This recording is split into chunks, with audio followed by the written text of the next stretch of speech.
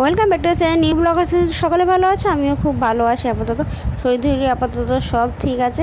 ভাবছিলাম oil massage করবো, কিন্তু তো রাতের দিকে করে একবারে শুয়ে পড়বো। এখন আর করবো না। এমনি যা অবস্থা চুলগুলোর হয়ে গেছে, মানে গাদাগাদি চুল উঠছে, মানে বিরক্তিকর।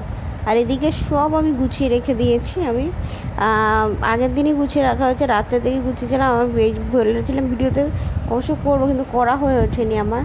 এই বাট আমি করে ফেলেছি তাড়াতাড়ি করে, কিরকম বিরক্তি লাগছিলো, কি একটা জিনিস খুঁজে পাচ্ছিলাম, তাই করে ফেললাম এক ক্লাস। তো এদিকে তো সানডে, আমি তো কার্টুন দেখেই যাচ্ছি।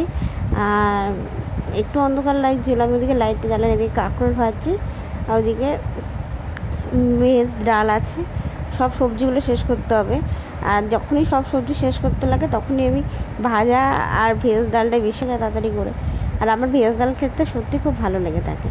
আর দুপুরবেলায় একটুখানি টিভি দেখছিলাম, মুভি দিচ্ছে রোজ। আর বাসন কোসন সব পড়ে আছে, আমি কিচ্ছু করিনি।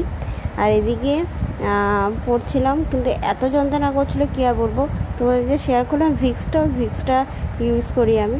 আর এখানে আর্টিকেল 370 দিয়েছে, আর সেটাই দেখছি। আর এদিকে অয়েল ম্যাসাজ করে নিয়েছি ভালো করে। মানে অয়েল ম্যাসাজ করার পর মনে হয় ঠান্ডা ঠান্ডা লেগে গেছে। অনেক সময় হট অয়েল ম্যাসাজ করে, আজকে নর্মালি করেছি। আর তেল বানানোর কথা, সেটা এখনও বানানো হয়নি।